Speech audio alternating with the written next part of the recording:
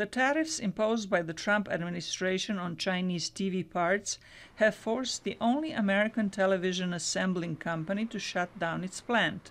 Element Electronics in Fairfield County, South Carolina, has announced it will close down within 2 months and lay off 126 of its 136 employees. It's kind of ironic that a policy that's intent is to help American manufacturers, the very first layoffs anywhere in the country are in Fairfield County to a plant that is an American-made TV plant. Analysts say small businesses like the South Carolina TV factory are vulnerable to tariffs because they often import parts for their goods in foreign countries. Countries don't make goods anymore.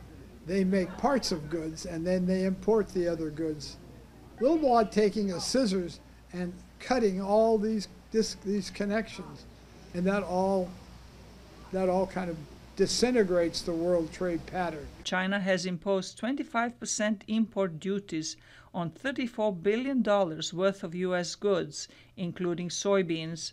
China is the biggest market for U.S. soybeans.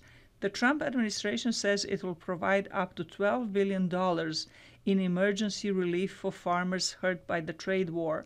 But some analysts say this will not help them in the long run. The issue for American farmers is going to be exacerbated, however, if China shifts a lot of its purchasing to Brazil and to Argentina and other places in the world to buy soya. The U.S. government is also waging trade wars with its allies. Most recently, it has imposed tariffs on metal imports from Turkey. U.S. President Donald Trump has said other countries have taken advantage of the United States, and he wants to make the trade more fair. He also wants to keep manufacturing jobs at home. But analysts say some economic trends cannot be reversed. The technology changed, and it moved over where they could get labor that is cheaper in China and Malaysia and Nepal and all kinds of places. The economic laws work, and they work relentlessly, and governments can't really stand in the way of those things.